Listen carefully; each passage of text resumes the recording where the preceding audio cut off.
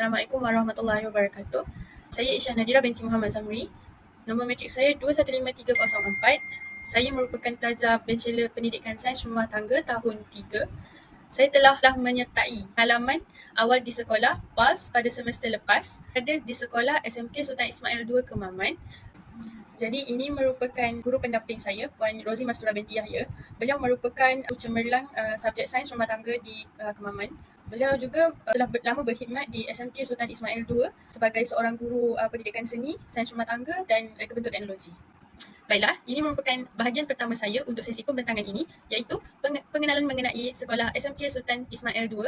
Untuk pembentangan pertama, saya akan menerangkan tentang sejarah sekolah Sultan Ismail II itu sendiri, di mana SMK Sultan Ismail II asalnya adalah bangunan tambahan kepada sekolah sebelah, iaitu SMK Sultan Ismail I. Bilangan murid yang meningkat melebihi kapasiti yang menyebabkan keperluan untuk sistem bangunan baru sekolah dekat SMK Sultan Ismail I perlu ditambah. Jadi terlalu banyak bangunan yang ada menyebabkan pihak PPD keputusan untuk menubuhkan sebuah lagi sekolah yang bernama Sekolah Menengah Sultan Ismail II. Jadi pada tahun 2009, jumlah guru tingkat 87 dengan 784 murid lelaki dan 768 murid perempuan.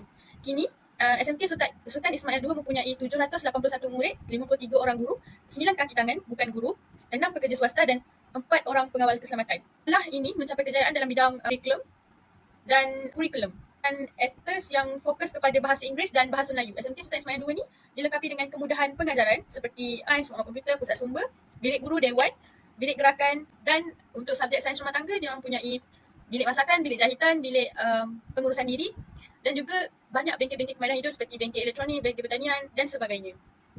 Untuk bahagian seterusnya, saya akan menerangkan tentang visi dan misi SMK Sultan Ismail II atau kita kenali sebagai SID. Jadi untuk visi, pendidikan berkualiti insan terdidik, negara sejahtera. Untuk misi pula, melestarikan sistem pendidikan yang berkualiti untuk membangunkan potensi.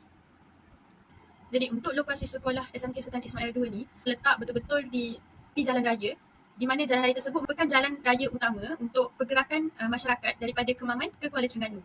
Merupakan sekolah tidak jauhnya daripada Bandar Cukai, kira-kira 2 km jarak daripada Bandar Cukai. Oleh sebab itu, kebanyakan pelajar yang berada di SMK Sultan Ismail II ini berasal daripada Bandar Cukai itu sendiri dan juga kawasan-kawasan yang berdekatan dengan Bandar Cukai. Disebabkan oleh kedudukan SMK Sultan Ismail II ini yang strategik, kemudahan untuk pelajar mengakses barang fasiliti seperti kedai buku dan sebagainya adalah lebih mudah. Ini merupakan untuk ke SMK Sultan Ismail II daripada Cukai Kemaman.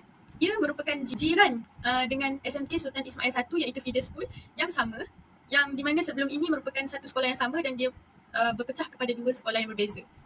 Jadi sepanjang 2 minggu program PAS dijalankan, saya telah mendapati banyak infrastruktur sekolah yang menarik di sekolah SMK Sultan Ismail II. Antaranya, surau yang dicipta dibina untuk memudahkan para pelajar Muslim untuk beribadah. Seterusnya adalah bangunan yang diduduki oleh para pelajar yang akan menduduki SPM, iaitu pelajar tingkatan 4 dan tingkatan 5. Dan seterusnya merupakan kantin sekolah. Lagi banyak infrastruktur sekolah di SMK Sultan Ismail II yang menarik, iaitu antaranya Dewan Besar, dan saya juga berkesempatan untuk melihat beberapa buah kelas yang seterusnya merupakan bangunan makmal sains komputer yang terdapat di SMK Sultan Ismail II.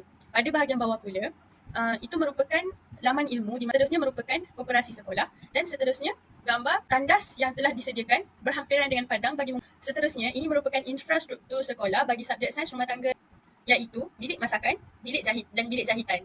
Untuk bahagian seterusnya, saya akan menerangkan tentang aktiviti PDP dalam sekolah. Sepanjang aktiviti PAS berlangsung kelas yang pertama, saya telah menyertai aktiviti masakan yang dilalui oleh pelajar tingkatan 5. Untuk kekuatan dan kelemahan bagi aktiviti masakan ini, saya dapati kekuatan yang terdapat pada pelajar, iaitu para pelajar sangat aktif dan bersemangat untuk melakukan amali masakan pada hari itu.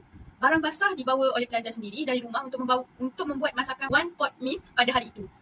Para pelajar juga amat mahir dalam menyusun atur meja sewaktu ingin menghidangkan makanan tersebut. Namun kelemahan pelajar juga, pelajar tidak dapat mengendalikan meja masakan dengan baik sebab keadaan meja yang sedikit sempit dan juga kurang mengamalkan kebersihan yang baik sewaktu proses masakan dijalankan. Aktiviti kelas yang seterusnya, saya telah menyertai kelas pelajar tingkatan 5 yang akan menghadapi SPM kelak. Seterusnya, model pengajaran berbasi, interaksi dan penilaian yang diamalkan oleh Cikgu Rozi sewaktu kelas ini berlangsung. Untuk set induksi, Cikgu Rozi telah menciptakan suasana pembelajaran yang kondusif dengan bertanya khabar kepada murid dan menyemak kehadiran. Beliau juga memberi pesanan tentang penjagaan kesihatan menjelang peperiksaan SPM yang akan datang. Seterusnya, pendekatan kaedah, teknik dan strategi pengajaran. Cikgu Rozi menggunakan pendekatan interaktif dengan kaedah perbincangan untuk melibatkan murid dalam proses pembelajaran. Beliau menunjukkan teknik menjawab soalan peperiksaan dan memberi contoh. Seterusnya, murid dibahagikan kepada kumpulan kecil untuk menyelesaikan soalan secara berpasangan. Ini merangsang pemikiran kritikal dan meningkatkan kolaborasi antara pelajar. Pembentangan hasil perbincangan oleh setiap kumpulan diikuti dengan maklum balas daripada guru itu sendiri, iaitu Cikgu Rozi, untuk membantu murid berlatih dalam situasi menyerupai peperiksaan sebenar. Seterusnya, interaksi. Pendekatan dua hala yang diambil membolehkan murid memberi maklum balas dan berkongsi pandangan mereka.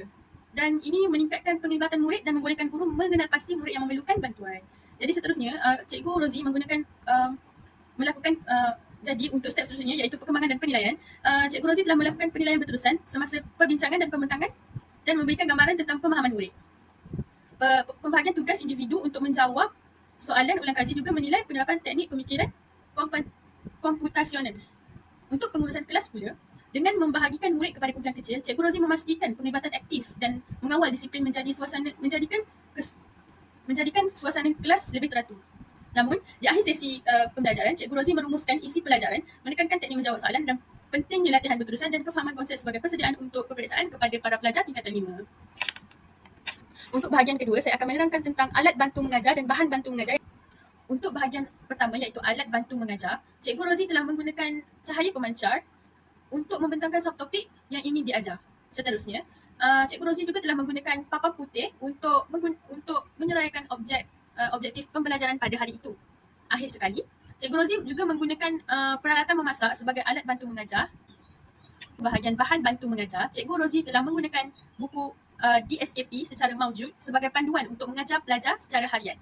Seterusnya, Cikgu Rozi juga menggunakan buku nota revisi ringkas tingkatan 5 dan tingkatan 4 sebagai bahan bantu mengajar. Cikgu Rozi juga menggunakan buku teks sebagai bahan bantu mengajar. Untuk bahagian seterusnya, saya akan menerangkan tentang amalan pedagogi yang diamalkan. Terlebih dahulu, saya akan menerangkan tentang definisi amalan pedagogi itu sendiri, iaitu kajian pengajaran dalam bidang formal, gabungan antara sains dan seni dalam proses mengajar, mempengaruhi pengalaman dan pembelajaran pelajar dan keberkesanan pengajaran. Yang kedua, bidang pedagogi. Terdapat 3 bidang pedagogi utama, iaitu kognitif, proses mental seperti kefahaman dan analisis, afektif, sikap dan nilai membina individu beretika, psikomotor, kemahiran fizikal dan aktiviti praktikal.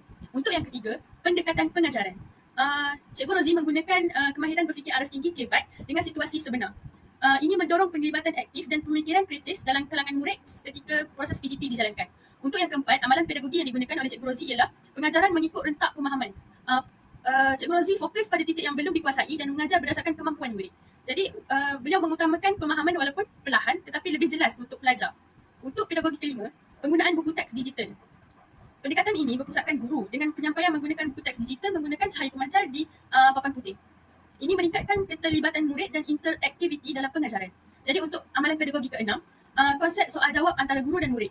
Cikgu Rozi mengadakan sesi soal jawab selepas PDP dan semasa waktu PDP. Ini dapat membina interaksi dua hala dan menilai kefahaman pelajar sewaktu berada di dalam kelas.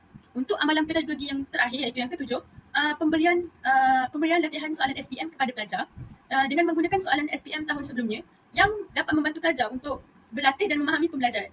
Ini juga dapat membiasakan para pelajar dengan bentuk soalan sebenar peperiksaan SPM itu sendiri dan rancangan pengajian sepanjang PAS dijalankan. Jadi, berikut merupakan contoh RPH yang telah dibuat oleh guru pendamping saya, iaitu Puan Rozi. Seterusnya, pelaksanaan KBAC dalam kelas. Pertama sekali, menggunakan soalan terbuka. Seterusnya, projek berkumpulan. Seterusnya, kajian kes, perbandingan dan kontrak. Yang kelima, pemikiran kritis melalui diskusi. Mana nombor 6 pula, simulasi dan permainan peranan. Yang ketujuh, refleksi dan penilaian diri. Yang ke-8, pembelajaran berasaskan masalah.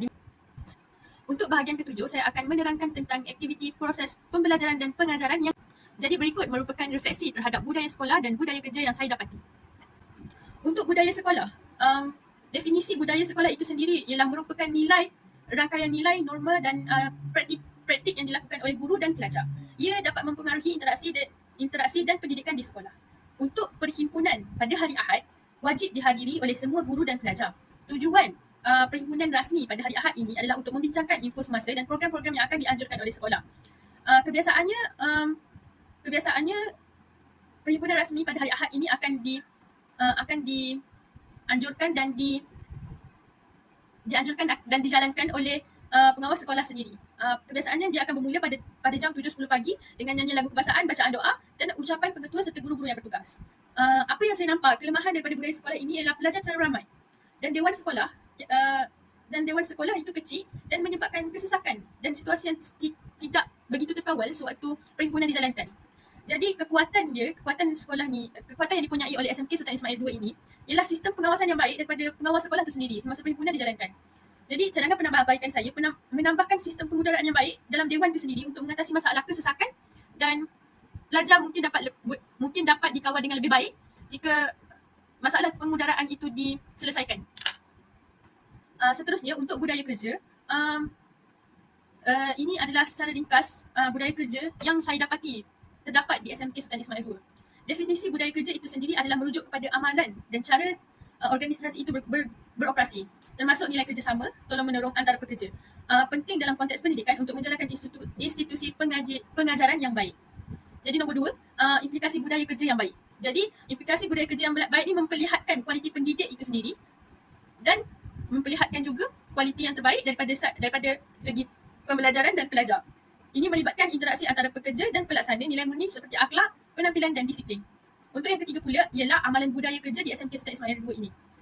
Sikap tolong-menolong antara guru terutama dalam masalah penggunaan kelas khas sangat baik dan hubungan baik antara guru-guru berpengalaman dan baru dengan sokongan dalam pengendalian jadual kelas tambahan itu sangat baik antara guru dan menyebabkan saya belajar sesuatu, iaitu daripada segi bertolak ansurnya seorang guru perlulah ada ketika kita bekerja untuk mewujudkan budaya kerja yang baik dan sihat.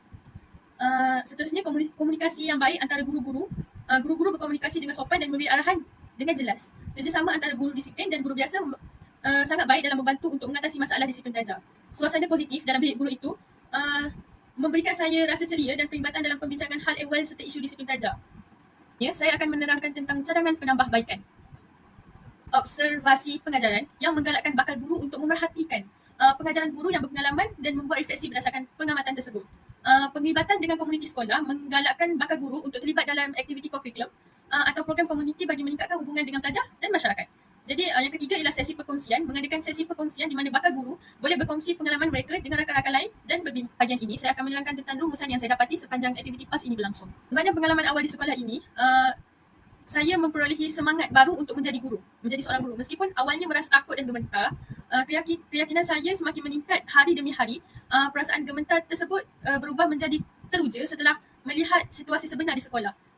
Saya juga menyedari bahawa menjadi guru bukanlah perkara mudah dan memerlukan usaha, tetapi saya tetap menanam cita-cita untuk menjadi guru sains rumah tangga yang hebat suatu hari nanti. Bukan itu saja, selama 2 minggu saya di sekolah, saya menyaksikan betapa mulianya profesi sebagai seorang guru ni, khususnya ketika melihat guru-guru yang berdedikasi mendidik pelajar bermasalah dengan kasih sayang dan perhatian. Saya berharap dapat mencontohi sikap guru tersebut di masa hadapan. Bukan itu saja, banyak tips dan pesanan berguna telah saya perolehi daripada guru-guru yang berada di SID yang akan mengingatkan saya sebagai bakal guru dalam perjalanan yang akan menguatkan saya sepanjang perjalanan saya yang akan menjadi guru. Jadi saya berhasrat untuk terus meningkatkan semangat dan pengetahuan mengenai pengajaran untuk saya menjadi seorang guru yang terbaik kelak. Isulam yang boleh dilakukan oleh guru dan pelajar yang ingin cadangkan untuk subjek sains rumah tangga, iaitu dengan memberikan peluang untuk para pelajar mempraktikkan kebolehan mereka memasak, seterusnya memberikan makanan tersebut kepada masyarakat yang berada di sekitar sekolah. Dalam program ini, pelajar dapat berinteraksi dengan masyarakat dalam masa yang sama mempraktikkan kemahiran yang telah mereka pelajari dalam bilik darjah. Selain itu, aktiviti yang boleh dijalankan untuk subjek sains rumah tangga ini ialah dengan mengadakan gotong royong di rumah warga emas bersama para pelajar. Hal ini dapat mencungkil kemahiran pelajar dalam melakukan susun atau barang, kelengkapan dan dalam kediaman sesuai dengan perkara yang telah mereka pelajari secara teori di dalam kelas. Saya akhiri pembentangan saya di sini. Sekian, terima kasih.